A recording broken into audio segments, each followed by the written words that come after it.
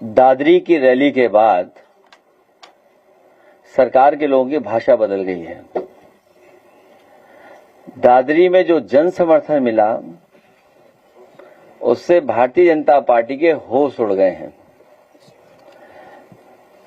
इसीलिए सरकार को याद आने लगी बहुत ऊंची ऊंची बिल्डिंग, और जेपीएनआईसी की बात करते करते रिवर फ्रंट पर भी बात होने लगी, और रिवर फ्रंट के बाद सरकार ये भूल गई कि मेट्रो किसने शुरू की थी। अपने भाषणों में बीजेपी के लोग कहने लगे कि मेट्रो भी उन्हीं ने चलवाई है। तो जनता पूछ रही है, ये बात असल में कह रहे हैं कि असर से कह रहे हैं? असल में कह रहे हैं कि असर में। और वो एक बात तो भूल ही गए कि जब से उनकी सरकार बनी है वनस्पति का विकास बहुत हुआ है, और हाल ही में 200 किलो और पकड़ी गई है अभी। तो अभी तक तो हम ये सोचते थे कि ओटीटी नया जमाना है, गंज पर कोई सीरियल बनेगा, सीरीज बनेगी। इधर लगता है कि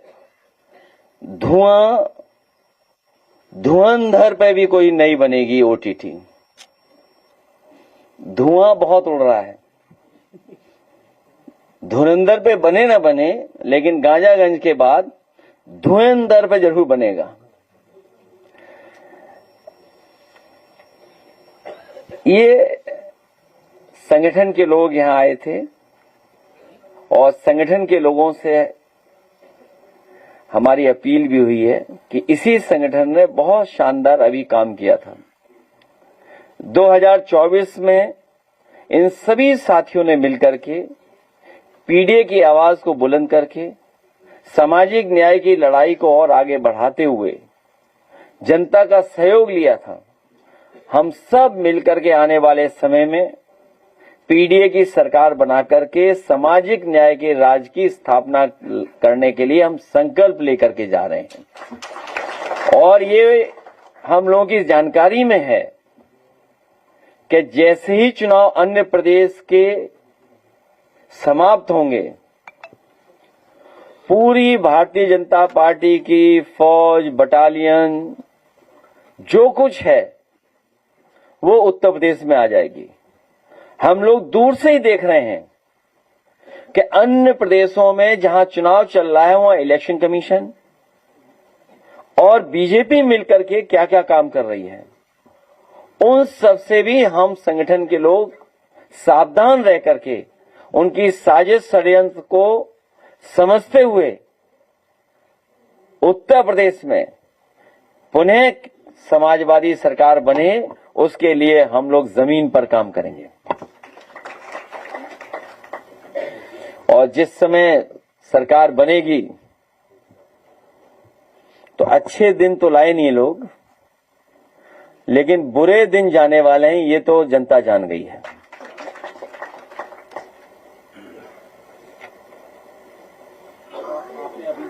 कहा कि इलेक्शन कमीशन और बीजेपी मिलकर काम कर रहे हैं। पश्चिम बंगाल के मालदा में 7 इलेक्शन ऑफिसर्स को बंदी बना लिया गया था। स्टेट एडमिनिस्ट्रेशन रिस्पॉन्सिबल ठहराया, लेकिन ममता जी कह रही कि रिस्पॉन्सिबिलिटी स्टेट की नहीं, इलेक्शन कमीशन की होगी।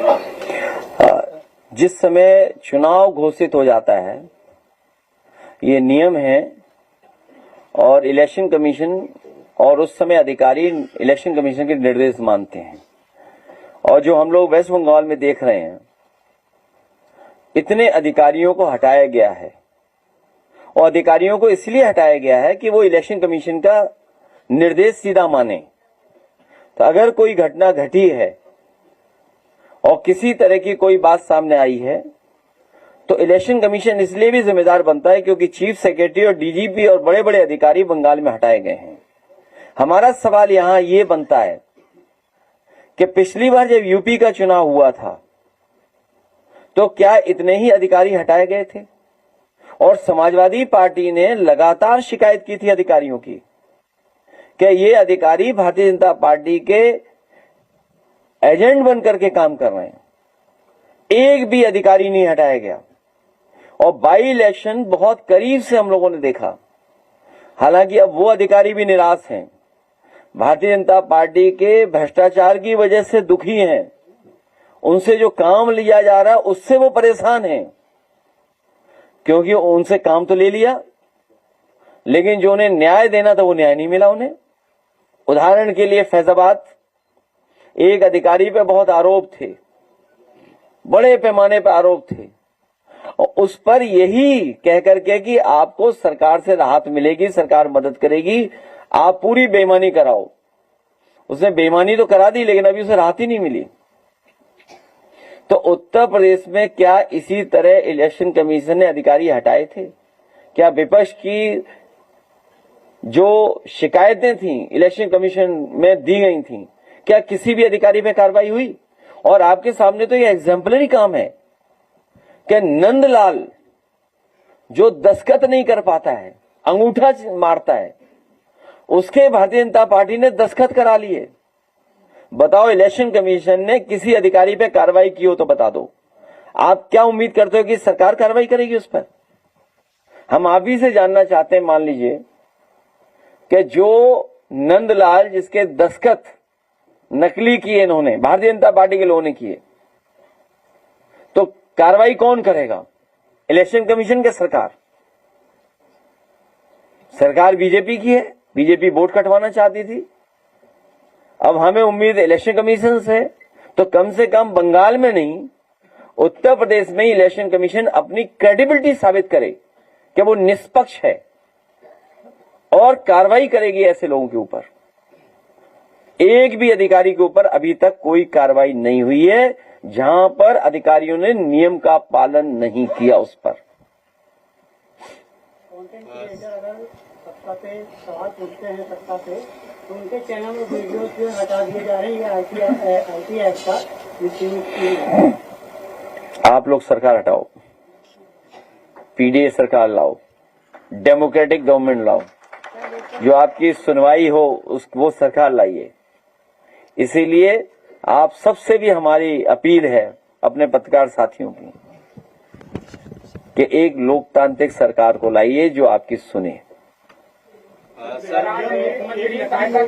काम करने वाले सैकड़ों कर्मचारी जो है सड़कों पे आज मार्च करते हुए दिखाई दिए। पुलिस ने उनको गिरफ्तार किया। उनकी मांगे हैं कि उनकी सैलरी 8,000 से बढ़ा करके 15,000 दी जाए। सरकार ने उन्हें भरोसा दिलाया था कि उनकी पूरी सैलरी बढ़ाई जाएगी। अब ये सरकार की जिम्मेदारी है। मैं उन सबसे अपील करना चाहता हूं कि आपके अच्छे दिन तो लाई नहीं है सरकार, अब बुरे दिन हटे यहां से, उसके लिए हमारी मदद करें। सर, एमएसपी नोट बनाने की गैंग पकड़ी गई है, जिसपे सर ऐसा बोला जा रहा है कि उसके बीजेपी के लीडर उसमें मिले हुए थे। देवरिया और गोरखपुर में दूरी कितनी है बताओ आप? गोरख धंधा चल रहा हूं अभी, बताइए आप। देवरिया गोरखपुर की दूरी कितनी है? और पहले अगर आपको याद हो, कुशीनगर में भी इसी तरह का मसला आया था जिसमें हाई कोर्ट तक गए थे लोग, और अधिकारियों ने मिलकर के समाजवादी पार्टी को बदनाम करने के लिए मुस्लिम लोगों को झूठा आरोप में भेज दिया जेल। उन्हें हाई कोर्ट से राहत मिली। और भविष्य में आप देखना, जिन्होंने इस तरह का काम किया, हमारे कार्यकर्ताओं को फंसाया, वो जेल जाएंगे। लेकिन देवरिया वाला मामला दूसरा है। यहां तो सुनने में आ रहा है कि भारतीय जनता पार्टी की सरकार में